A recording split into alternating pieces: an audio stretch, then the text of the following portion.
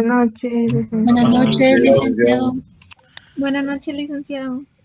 Vamos a iniciar en esta jornada la segunda unidad del curso de Introducción al Derecho 1. Esto quiere indicar que los puntos que analicemos a partir de hoy hasta la conclusión del mismo van a ser los temas a evaluar para su segundo examen parcial. Después, cuando estemos en la fase de comentarios y de preguntas sobre la parte del tema que vamos a desarrollar hoy, les daré una información relacionada nuevamente a la forma de evaluación del primer examen parcial y posteriormente les informaré cómo vamos a estructurar o trabajar el laboratorio número 2 de la página 80 para su segundo examen parcial, que tiene una ponderación de 10 puntos sobre su zona integrada de 40. Bien.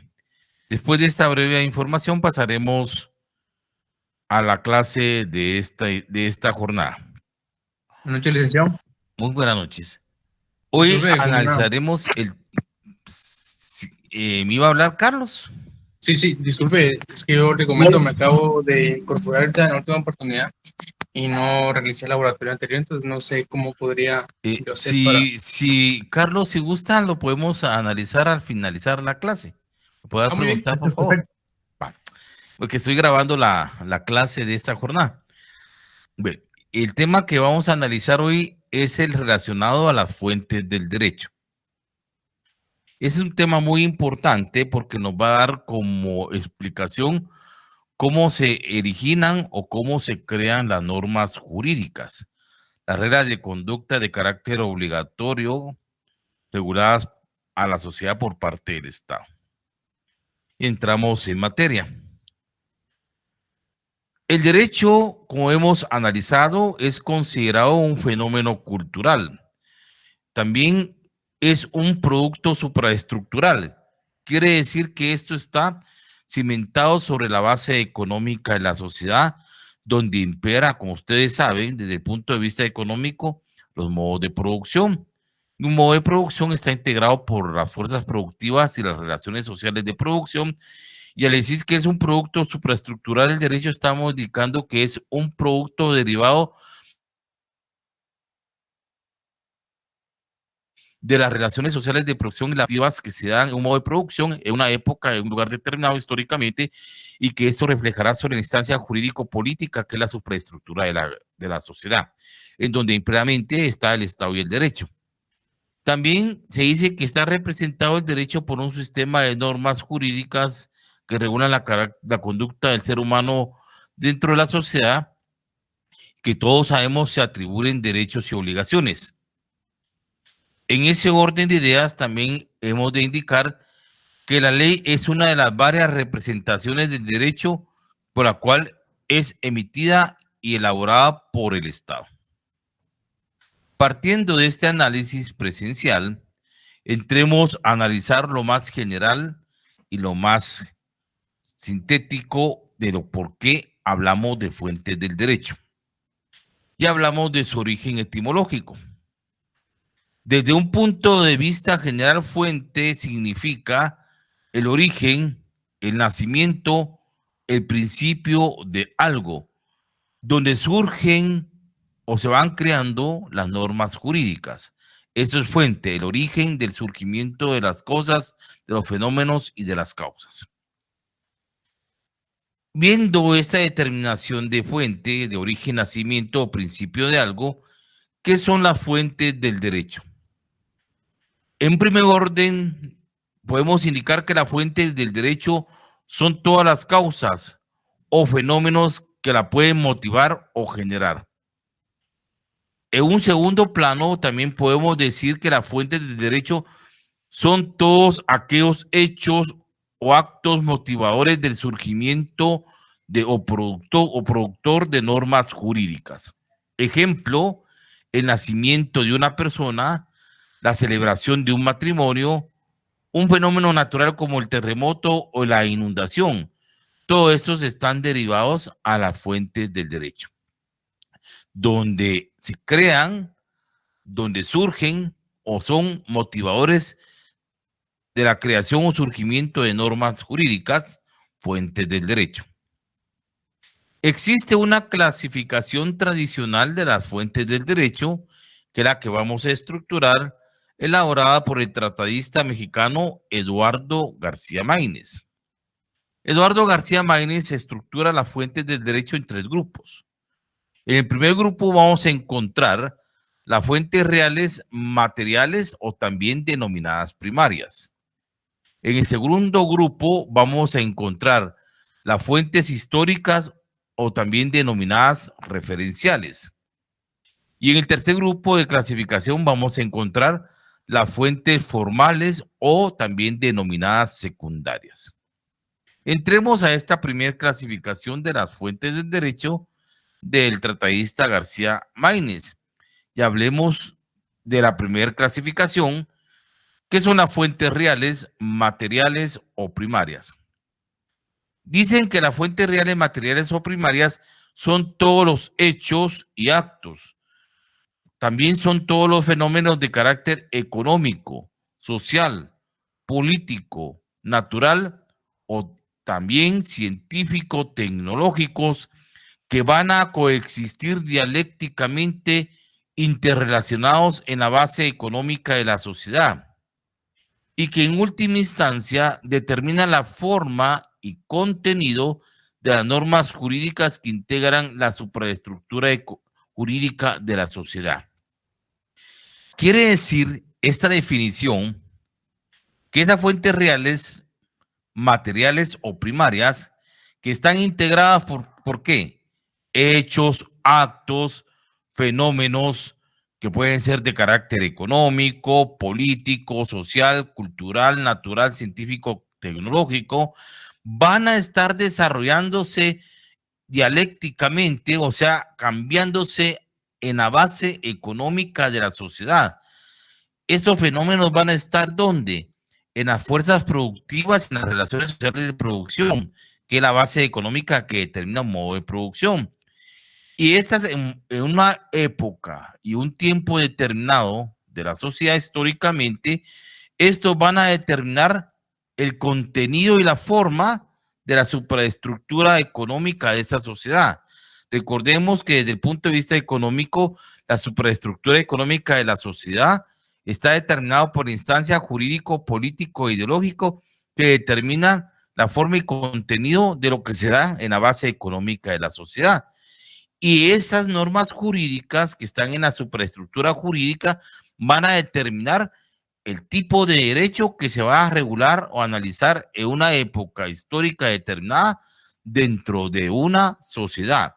Y ahí es donde interpreta esas fuentes reales, materiales o primarias que pueden ser origen de creación de normas jurídicas. Dentro de este grupo de las fuentes reales, materiales o primarias, analizaremos cada uno de estos fenómenos que la motivan. Entremos a analizar los fenómenos naturales. En los fenómenos naturales, como su nombre lo indica, ahí va a estar propiamente la naturaleza en acción. La naturaleza con todo su mecanismo y fuerza incontrolable que pueden producir, lógicamente, como su nombre lo indica, fenómenos naturales, y estos fenómenos naturales pueden generar normas jurídicas para facilitar, dice, la convivencia entre las personas afectadas por esos fenómenos. Ejemplo, una inundación, un terremoto, una erupción volcánica, una epidemia o una pandemia es producto de un fenómeno natural, de circunstancias, de hechos que están en la naturaleza misma y que el Estado, para paliar todas las circunstancias, tiene que crear normas jurídicas, leyes de emergencia nacional para poder paliar los efectos y productos que pueden afectar la convivencia pacífica de las personas en un momento determinado, producto de este fenómeno natural. Ahí interviene la propia naturaleza. El siguiente fenómeno de fuente real o material son los fenómenos económicos. Desde el punto de vista de la economía, los fenómenos económicos van a servir para la satisfacción de las necesidades materiales del ser humano. ¿A través de qué? De la producción de bienes y servicios, como el consumo, la distribución de esos bienes y servicios que provocan interrelaciones entre personas o interrelaciones entre la sociedad. Y esos fenómenos naturales de económicos, de bienes y servicios, de producción, intercambio y consumo, pueden generar conflictos dentro de la propia sociedad. Y estos conflictos que se generan, estos fenómenos económicos, crean la necesidad por parte del Estado de la regulación de conductas a través de normas jurídicas. ¿Con qué fin? Con el fin de preservar el orden público y la armonía dentro del marco de la convivencia social de las personas. El tercer fenómeno, real material o material, lo analizan a través del fenómeno político. En el fenómeno político, ¿qué es lo que se analiza? La lucha por alcanzar el poder, la lucha por ejercerlo y mantenerlo.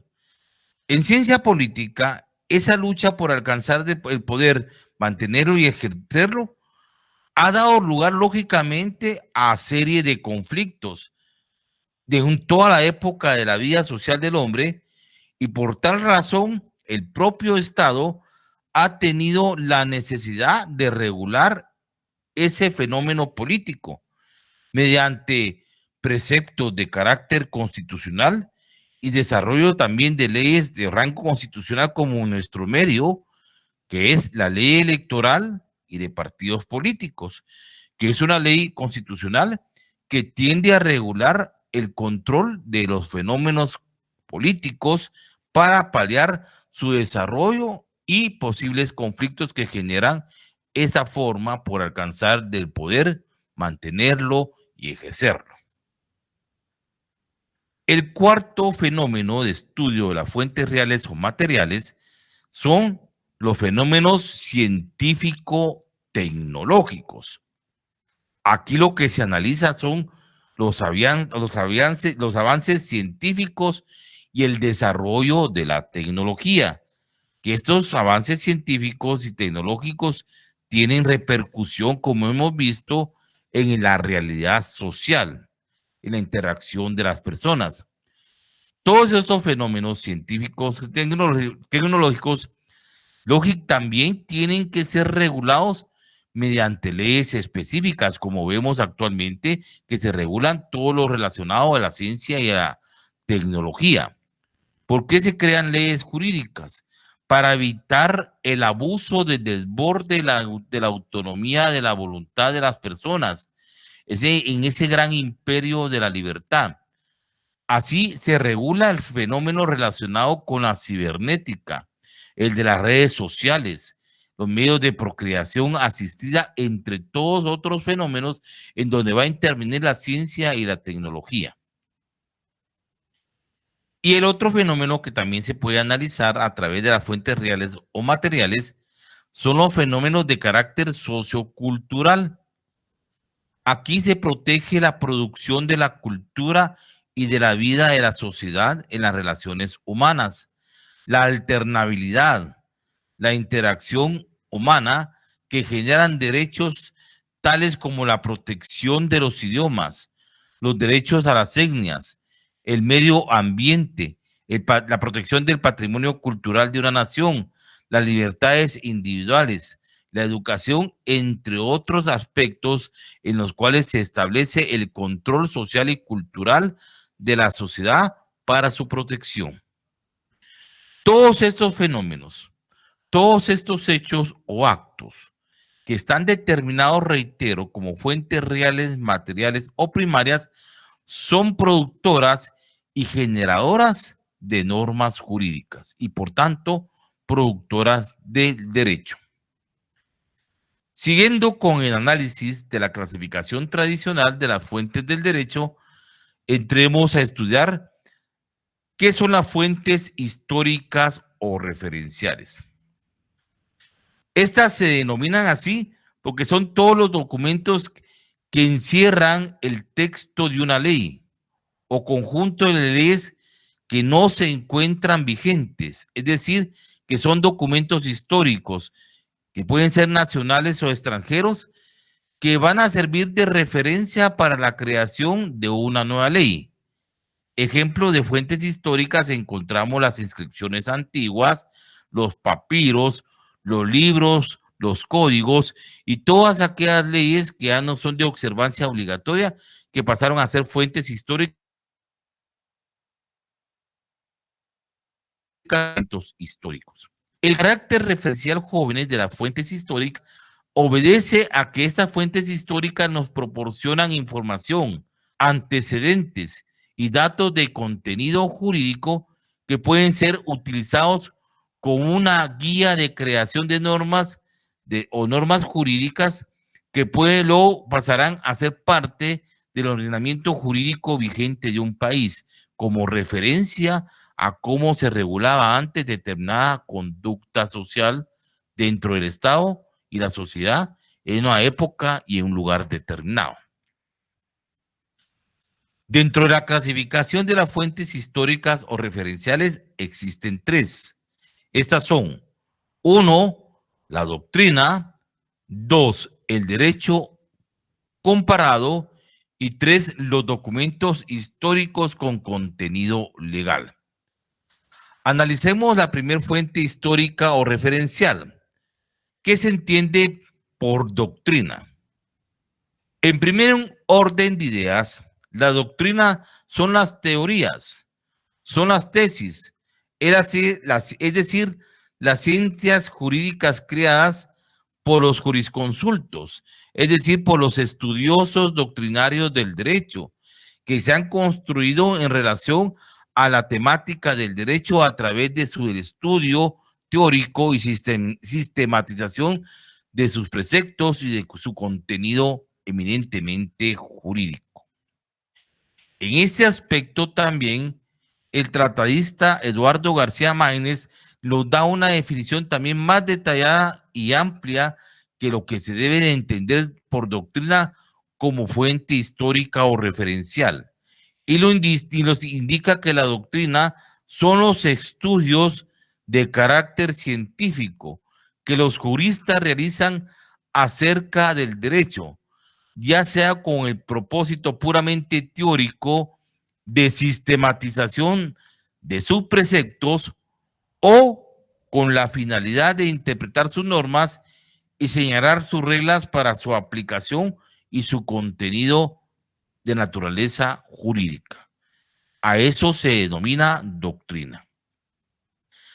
La segunda fuente histórica o referencial nos remite al derecho comparado. ¿Qué es un derecho comparado? Este está integrado por las legislaciones vigentes de los demás estados con relación a otro o determinado estado. Quiere decir que cuando uno compara, analiza leyes, derecho, normas jurídicas de la legislación de otro estado con relación a la legislación de un estado como el nuestro, hacer ese análisis de leyes de un estado con otro, aquí estamos realizando una comparación. Estamos hablando que esto es lo que se denomina como derecho comparado, que es la integración de las legislaciones vigentes de otros estados con relación a determinado estado. ¿Para qué nos sirve este estudio comparativo del derecho comparado? Nos sirve para hacer una relación de las instituciones jurídicas o analizar los sistemas jurídicos de otros estados o de las épocas de esos estados en que fueron elaboradas esas normas jurídicas para extraer datos o notas comunes o diferencias existentes entre la ley de un estado con el otro, para luego que nos sirva de elaborar conclusiones que nos aporten un criterio amplio para la formulación y perfeccionamiento de la creación de normas jurídicas de un Estado con otro. Es decir, ver los pros y en contra de cómo se regula la conducta individual y colectiva de una sociedad con otro Estado y sacar conclusiones. ¿Qué referencia nos puede dar ese derecho comparado para hacer o formular normas jurídicas que podamos aplicarlos en el contexto social jurídico de nuestras sociedades para elaboración de otras leyes? Esto es el derecho comparado. Y por último, la tercera fuente histórica o referencial son los documentos históricos con contenido legal. Estos documentos históricos con contenido legal son las fuentes históricas propiamente dichas. Recordemos que el derecho es un producto cultural. Por lo tanto, al ser un producto cultural, es un producto que está en la sociedad, que no es estático, que está en constante cambio y movimiento. Es decir, que el derecho es cultural porque es dinámico, al igual que las propias sociedades y la propia realidad social.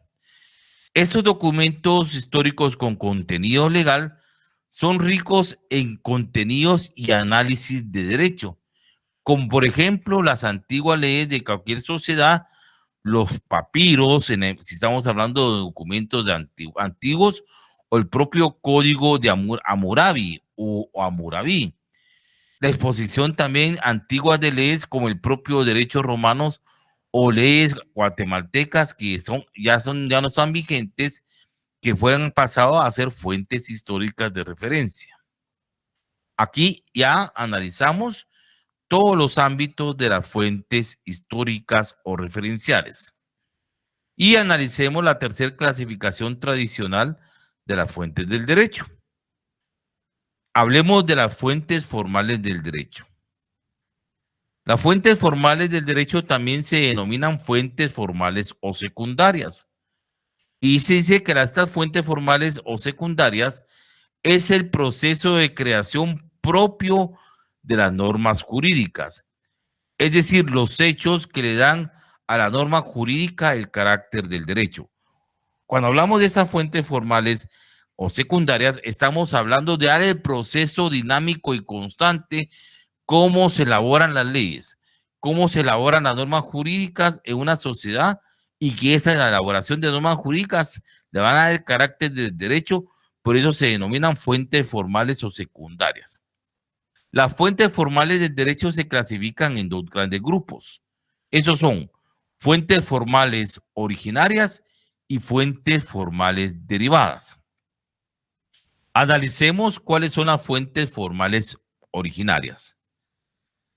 Dentro de la fuente formal originaria por excelencia, únicamente vamos a encontrar la legislación. Quiere decir que la legislación es la única fuente formal originaria del derecho que crea y formula normas jurídicas. ¿Qué es la legislación en pocas palabras? Es el proceso mediante el cual uno o varios órganos del Estado formulan y ponen en vigor determinadas normas jurídicas de observancia general y de carácter obligatorio y que específicamente van a recibir en su orden la denominación de leyes. Esta forma de proceso mediante cual los órganos del Estado facultados para crear normas jurídicas van a poner en vigor mediante normas jurídicas mediante una observación general y obligatoria bajo un proceso determinado que va a dar como resultado la creación de leyes. A ese proceso se le llama legislación, que es la fuente formal originaria por excelencia de creadora de normas jurídicas. También algunos autores mencionan en primer término a la ley como fuente formal originaria, pero aquí existe una notoria equivocación de interpretación, porque decimos doctrinariamente que la única fuente formal originaria por excelencia es la legislación. Entonces, ¿qué es la ley? La ley no es una fuente de derecho. La ley es producto o resultado de la legislación o actividad legislativa. ¿Qué quiere decir esto? Si hemos dicho que la fuente formal originaria por excelencia de la legislación, la ley es ese proceso mediante el cual determinados órganos del Estado van a poner en vigor determinadas normas jurídicas de observancia general y obligatorias que mediante una etapa o proceso de creación de normas jurídicas van a dar como resultado la ley. O sea, todo el proceso para crear normas jurídicas es la legislación. Y el producto de ese proceso, de esa legislación, se denomina ley, producto de lo que se llama legislación o actividad legislativa. Aclarando esta circunstancia bivalente, hablemos doctrinariamente qué se entiende por ley en sentido amplio y qué se entiende por ley en sentido restringido. Cuando ya oigamos la expresión ley en sentido amplio, se está refiriendo, jóvenes, a toda norma jurídica reguladora de actos o de las relaciones humanas aplicables en determinado tiempo y lugar. Y esta ley en sentido amplio puede ser de observancia obligatoria o no. Ahora bien, cuando se oiga la expresión doctrinaria de ley en sentido restringido, quiere indicar que es toda norma jurídica elaborada por los órganos estatales con potestad legislativa. Es decir, el proceso de creación de las normas jurídicas que determinados órganos del Estado tienen facultad para elaborarlas a través de un proceso legislativo que es la potestad legislativa de crear leyes. O sea, que la ley en sentido restringido es ese proceso de creación, de elaboración de normas jurídicas de aquellos órganos autorizados para elaborar leyes con potestad legislativa. Esto es ley en sentido restringido. Y por último, la ley tiene dos elementos. ¿Cuáles son esos elementos de la ley? Uno es el elemento formal y dos es el elemento material. ¿Cuándo se habla que la ley tiene su elemento formal? Cuando se ve esta expresión de ley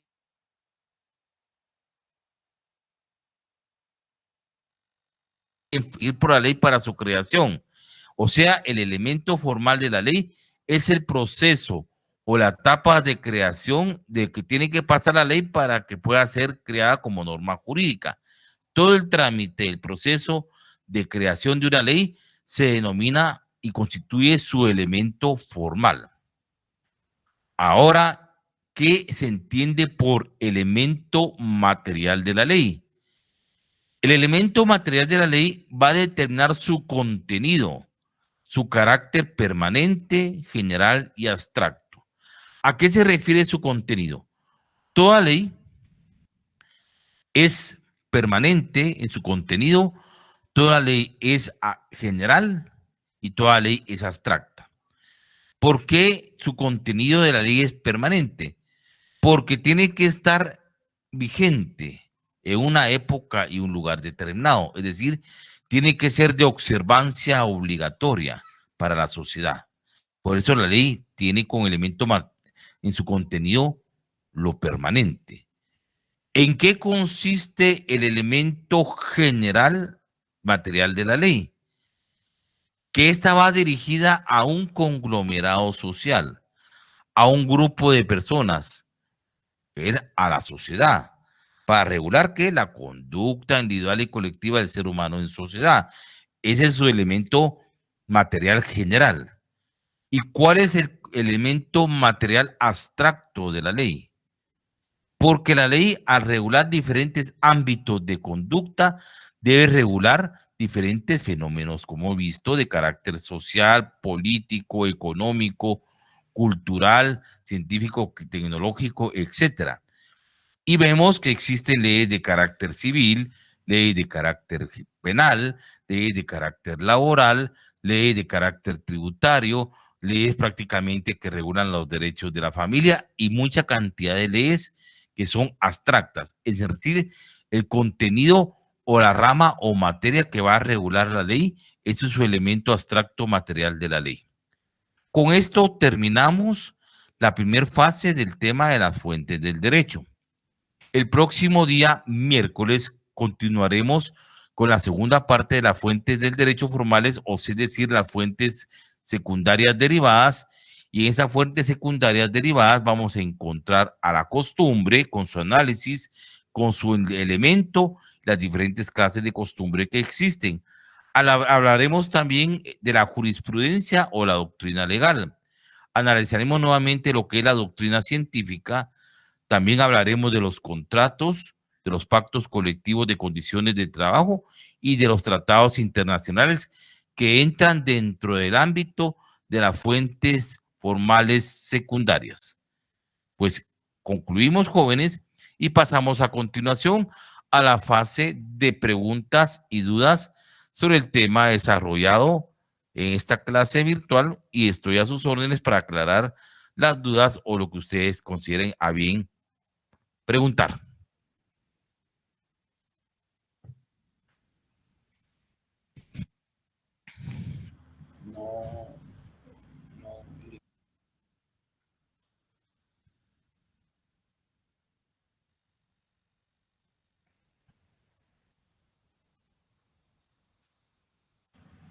Por el momento todo claro, licenciado. ¿Está claro? Tan claro como el agua. No tan claro, pero Entonces hay dudas.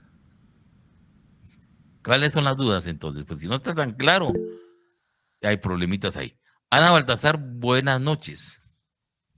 Buenas noches, licenciado. Gracias. Perdone, yo con respecto a las leyes, cuando Sí. se menciona y dice ya la forma, dice que una ley que algunas están como, bueno, se piensan y otras realmente son obligatorias, ¿verdad?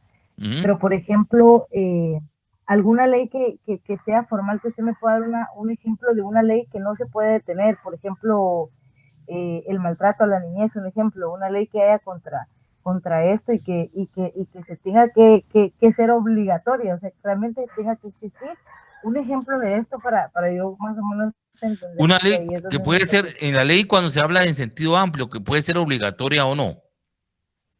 Sí, eso me está preguntando. Sí, licenciado. Bien, le indico. Miren, jóvenes, cuando miremos de las acepciones del derecho, de las excepciones o los vocablos de la palabra derecho, hay derecho vigente y derecho positivo. El derecho vigente son todas aquellas leyes que han surgido el proceso de creación de una norma jurídica que se encuentran vigentes de una observancia obligatoria para la sociedad. Ese es el derecho vigente. El derecho positivo es también el derecho llamado socialmente válido. Aquellas leyes o normas de conducta que diariamente acata la sociedad como normas de convivencia pacífica y que se cumplen diariamente. Ese es el socialmente válido. Dentro de las leyes hay leyes vigentes, pero no socialmente válidas. O sea, hay normas jurídicas que están vigentes, pero que la sociedad no las cumple y no las acata. Por ejemplo, esa ley, la ley famosa ley seca, por lo general, esa ley no la acatan totalmente todos los miembros de la sociedad, es vigente, pero no socialmente válida. Aquella que indica que a partir de la medianoche está prohibido la venta, el consumo y distribución de bebidas alcohólicas.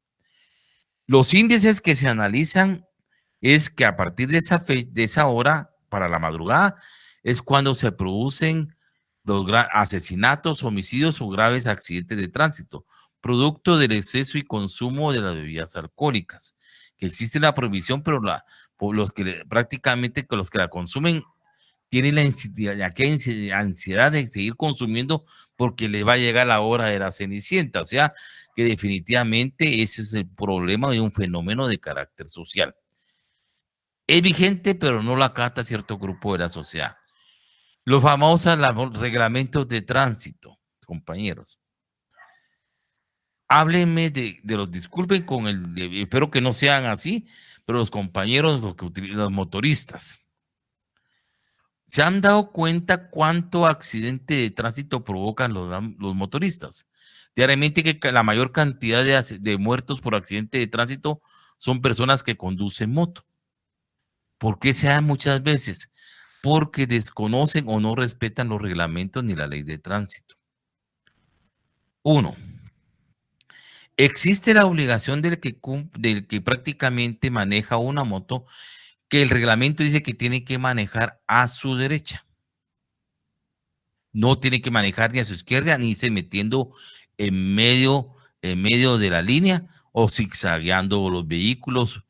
Y lógicamente en el reglamento dice que uno nunca debe de aparearse o acercarse a vehículos de carga pesada, porque ellos tienen un punto ciego que no pueden ver a través de sus retrovisores. Y si usted se va a pegar a una moto cerca donde va toda la carrocería del tráiler, lógicamente la propia inercia de la fuerza del vehículo los va a absorber y lógicamente los va a matar. ¿Se han dado cuenta cómo también un buen número de motoristas se pasan los semáforos en rojo, no respetan las señales de tránsito?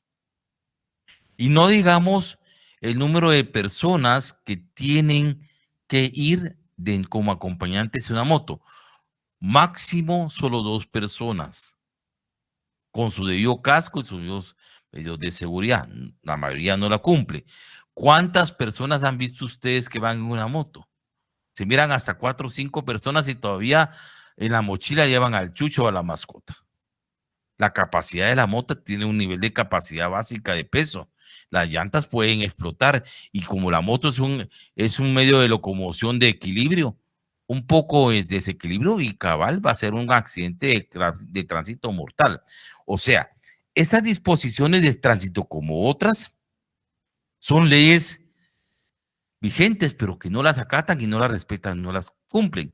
O sea, puede ser obligatoria, es obligatoria, pero no la cumplen, es el no. A eso se refiere Ana Baltasar en esa expresión. Y así existen Muchas buena gracias, cantidad de licenciada. leyes que son vigentes, pero que la sociedad las pasa prácticamente en alto, que no las cumple y el Estado también no las ejecuta para su cumplimiento. A eso se refiere. Se hacen los locos, Gracias, dice licenciada. Guzmán en relación a los motoristas. Muchos compran la licencia. Bueno, ahí están los resultados también. Para servirle a Ana. Gracias. Muy bien.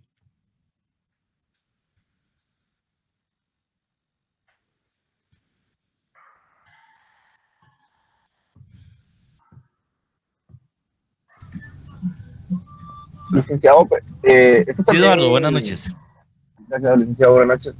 Yo considero que es más que todo también porque no existe una sanción como tal. Por ejemplo, el artículo 29, si no estoy mal, de este mismo reglamento, obliga a que todas las personas que tienen un vehículo automotor tendrían que tener un seguro, por lo menos de responsabilidad civil contra terceros. Parte Pero de eso. no es como, o sea, no existe como una sanción como tal, por lo menos para los vehículos particulares. La existe para transporte extraurbano, transporte de combustibles, pero para los vehículos particulares en general no existe la sanción y por ello creo que no es aplicable o no es positiva en este caso. Exactamente. Y si crean la obligatoriedad de los seguros, se ha dado cuenta de las grandes manifestaciones que hacen las personas. Y ese es otro fenómeno, es otro problema. Entonces, es parte de esa circunstancia, de las deficiencias, algunas cosas, de la coercibilidad que deben de tener las normas jurídicas y que obligar a la sociedad en ciertos pasos de que se acaten. Pero vamos a ver cuando miremos el derecho vigente y derecho positivo, vamos a ver qué pasa por esas circunstancias, cuáles son los ambivalentes de las normas jurídicas que entre veces la presión irresponsable de algún grupo de la sociedad lo que crea es más tragedia y caos a no cumplirse con reglamentos que van a garantizar sobre todo la protección y la seguridad vial o la propia vida de las personas. A eso se debe, Eduardo. Gracias. Gracias, Lick. Muy bien.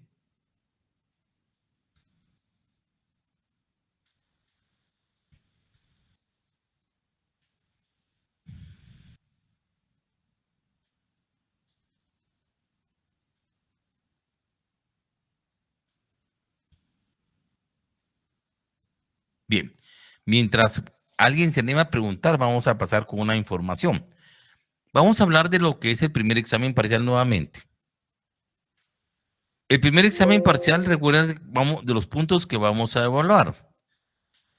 Vamos a evaluar todo lo que es la primera unidad, donde está el tema de hombre, sociedad, Estado y el derecho, y el tema de origen y esencia del Estado y el derecho, conforme a la concepción filosófica idealista y conforme a la concepción filosófica materialista.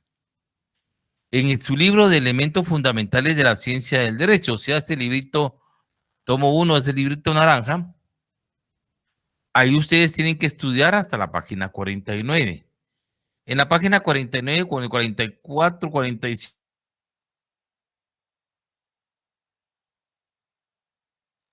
a la 49 creo, está para que ustedes contesten y estudien y si les sirva de una guía de repaso o retroalimentación para su evaluación. Eso es solo para guía de estudio. Ustedes no me la tienen que remitir, no me la tienen que mandar. Eso es solo para que ustedes estudien y repasen para su primer examen parcial. Como ya es de su conocimiento, los exámenes comienzan a partir del día lunes de la próxima semana, lunes 6 de marzo. En lo que respecta al examen del curso nuestro, lo tenemos programado para el día 16 de marzo. El día 16 de marzo a las 18 horas, 6 de la tarde. ¿En qué plataforma vamos a hacer el examen? En la plataforma Classroom. La plataforma Classroom es la que voy a utilizar para evaluarlos a usted de su primer examen parcial. Todos tienen que estar conectados o instalados ya en la plataforma Classroom institucional. Cuando hablo de plataforma Classroom institucional, ¿a qué me refiero? A la plataforma que creó la facultad para donde ustedes reciben sus clases virtuales. Y ahí donde ustedes ingresan, y ahí voy a instalar yo el código de enlace para que ustedes solo hagan clic o con su mouse, con la flechita, entren directamente a su examen el día 16 de marzo. Faltando 2 minutos para las 6 de la tarde, ustedes van a tener el enlace para que puedan ingresar a su prueba. Duración de la prueba de las 6 de la tarde, 45 minutos. Es decir, que a las 6:45 o 18:45 minutos, el examen concluye porque el sistema se cierra. En ese horario, todos tienen que haber contestado su prueba. 45 minutos. Son 30 preguntas de pregunta directa. 15 de falso y verdadero y 15 de selección múltiple. En su examen, en su formato de examen, ustedes tienen que colocar obligadamente sus nombres y apellidos completos, su número de carnet y la sección a la que corresponden y la fecha del examen. Si no ponen esos datos, no les permite el sistema avanzar al plan ya de preguntas. En el plan de preguntas, ustedes solo tienen que con su cursor o con su mouse colocar en el puntito, si es falso o verdadero, en el puntito donde dice falso o la respuesta si es verdadera conforme a su criterio, porque esa serie es de lógica, de comprender si la pregunta tiene una verdad o tiene una falsedad. Y en la serie de preguntas de opción o selección múltiple, únicamente ubicar dónde está la respuesta correcta y colocar en su cursor o su mouse el puntito donde usted considera está la prueba correcta. Usted va avanzando contestando su prueba. Y al llegar a finalizar todo contestado, usted solo le da enviar, envía su examen y el sistema captura su evaluación y ahí se terminó la prueba. 45 minutos es el tiempo que usted tiene para poder contestar esa evaluación. ¿Preguntas o dudas sobre lo que les indiqué en este primer examen parcial? Licenciado, buenas noches. Con lo de las preguntas. Sí, Carlos. Si, por ejemplo, un solo ejemplo, si no pudiera o no me supiera la pregunta número 5, ¿puedo pasar a las 6 y de último contestar las puede pasar a las 6, 7, pero no puede regresar a querer cambiar la respuesta. Una vez usted coloca el puntito en la respuesta, ya no se la corrige, ya no tiene derecho a corrección. Ok, o sea, se contesta de una vez, es de leerlo bien, ¿verdad? Si cometió el error, ya no la puede subsanar. Ok, bueno, muchas gracias, licenciado. Bien.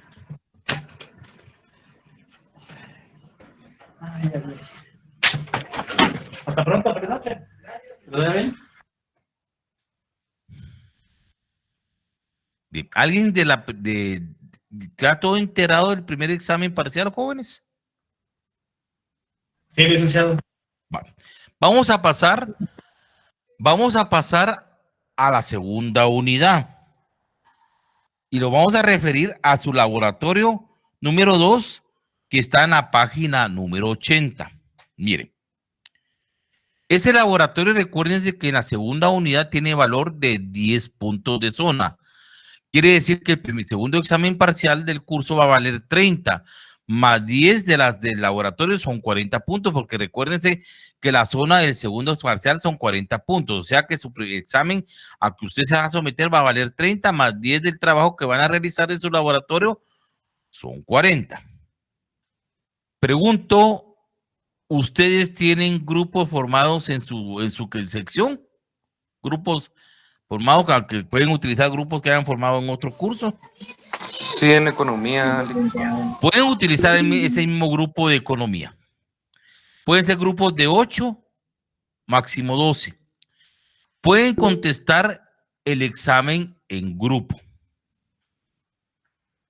Al contestar el examen en grupo, lógicamente ustedes tienen que nombrar un coordinador.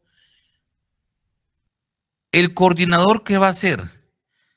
Ustedes contestan todo su examen en grupo y después cada quien individualmente pasa en limpio ese laboratorio. Cada quien le entrega a su coordinador su laboratorio ya contestado en limpio y ordenado. Y tienen que acompañar a su laboratorio una fotocopia de esta página 80 donde aparezca la firma y los que compraron su libro, su número de registro. A los que solo les refrendé el libro, solo esta página fotocopiada con la firma. El coordinador tiene que recoger todos los trabajos y elaborar un listado en forma ordenada con su nombre y apellidos completos y su número de carnet. Y él tiene que verificar que todos los laboratorios lleven esta fotocopia de firma, porque esta es la base que el laboratorio tiene valor de zona.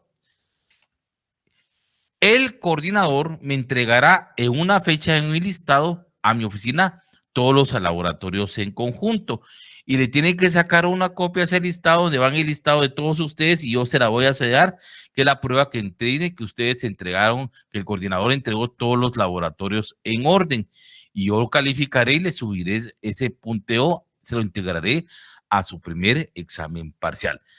Pregunto sobre eso que les informé. En su orden, Marisa Guzmán, José David y otro compañero, que creo que el otro compañero es Carlos Pinto. Marisa, la escucho. Gracias, Lick. Perdón, esta es mi primera clase. Entonces, al igual que en economía, no tengo grupo, no sé cómo lo estarán trabajando para poder formar uno de los que somos de último. Bueno, si hay algún compañero o grupo que desee incorporar a los compañeros que se han incorporado en esta semana que ganaron su prueba específica, si lo pueden admitir, por favor. Si no, a los compañeros, si no tuvieran grupo, no me podrían entregar al grupo, me pueden entregar el laboratorio individual, si no lograran incorporar al grupo. ¿Estamos? Muchas gracias, Lick. Vamos a ver cómo. Si hay algún grupo, compañeros, que puedan admitir a los nuevos compañeros que se encarguen incorporando esta semana, les agradecería si existe la posibilidad.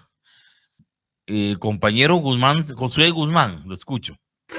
Buenas noches, Lick. Buenas noches. Disculpe, con respecto a la firma de los libros, ¿aún lo estará firmando? Mire, ya llevo 3 sábados que estoy firmando libros. Puede ser que el último sábado sea esta semana que viene.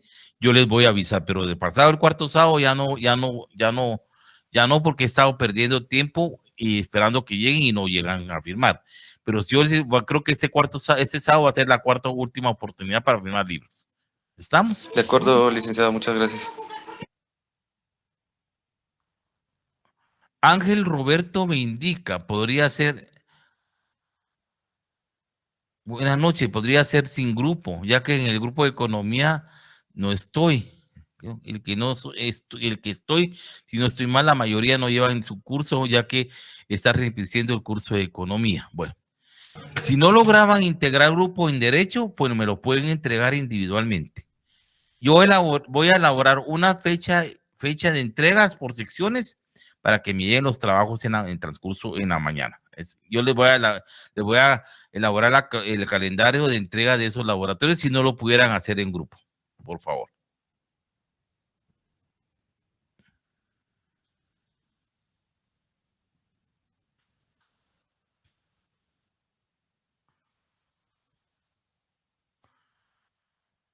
Cindy Michelle Coxajay dice que su grupo es de 5.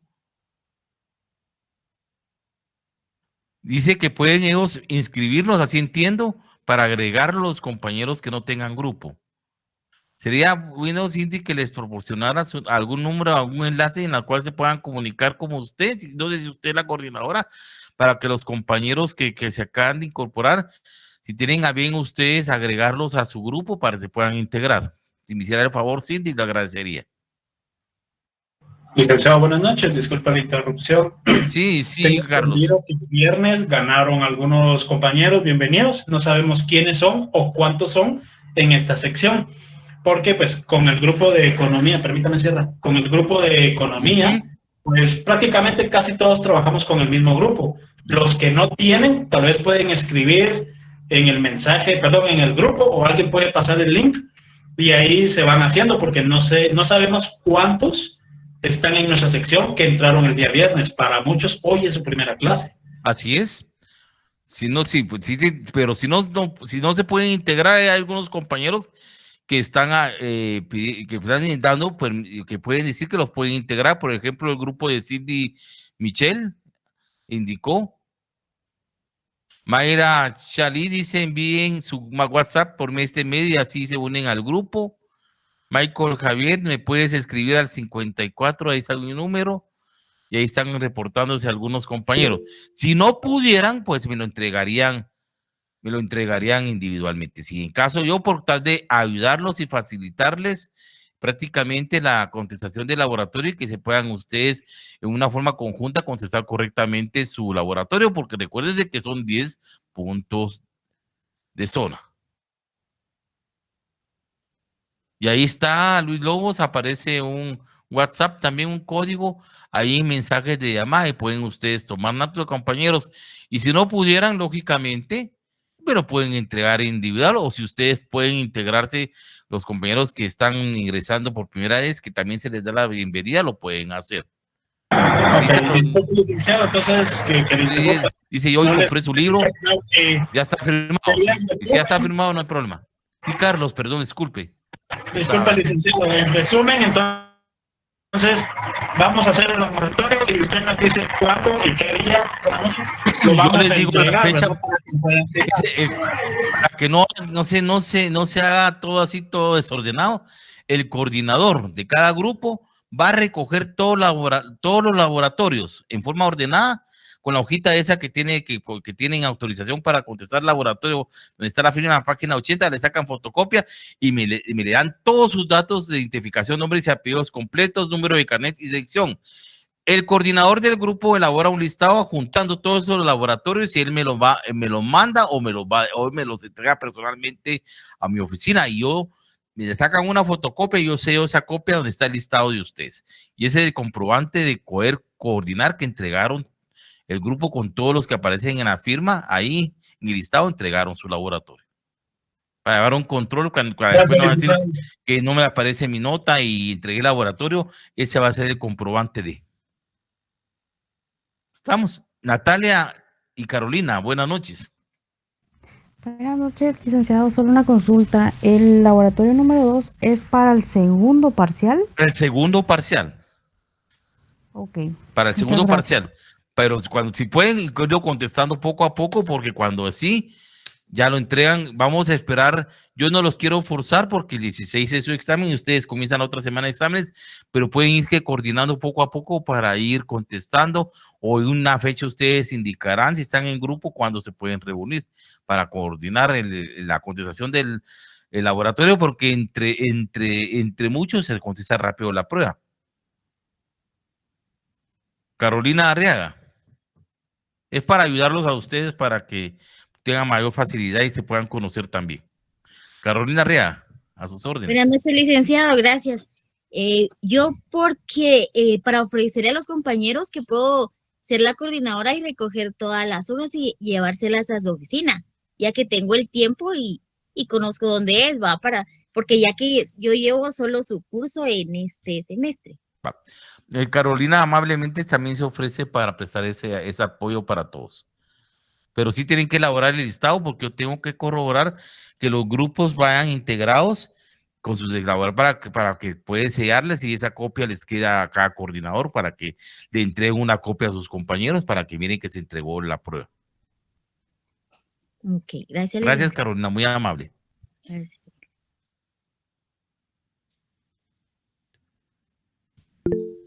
Evelyn.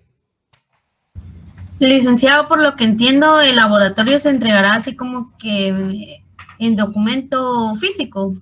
Sí, en documento físico, individualmente. O sea, todos se unen si están en grupo y contestan en grupo el laboratorio. Pero después cada quien ya pasa el limpio su laboratorio en forma individual. Se lo entrega al coordinador con sus preguntas contestadas, acompañando en su portada la copia de la página 80 donde aparece la firma y el número, si tiene el número de registro del libro, el número de registro. Y los que tienen solo la firma de refrendado porque son ediciones anteriores originales, pues la firma de la copia. Gracias, licenciado. ¿Ya? Sí. Bueno.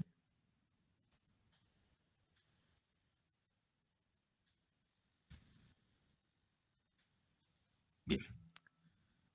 ¿Alguna otra pregunta o duda, jóvenes?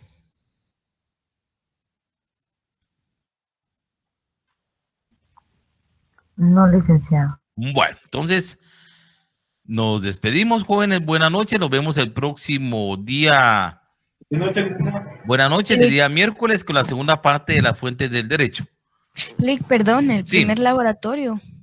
El primer laboratorio solo contestan y ahí estudian en él. Ese solo es para ustedes. Ese no me lo tienen que enviar ni remitir a nada. Es solo para que ustedes estudien y se preparen para su examen del día 16 de marzo. Ok, muchas gracias, perdone. Bien. Sí, gracias. Muchas gracias. Licenciado, sí. Terminaríamos con el segundo laboratorio entonces a la página 86 y ese se entregaría adjunto con la página que está en la 80. La 80. Ella se la entregan a su coordinador. Todo el laboratorio individualmente llenado ustedes con su página y el coordinador me recoge todos los laboratorios y elabora un listado agregando todos los laboratorios de los compañeros con sus números de apellidos completos y su número de carnet y a la sección.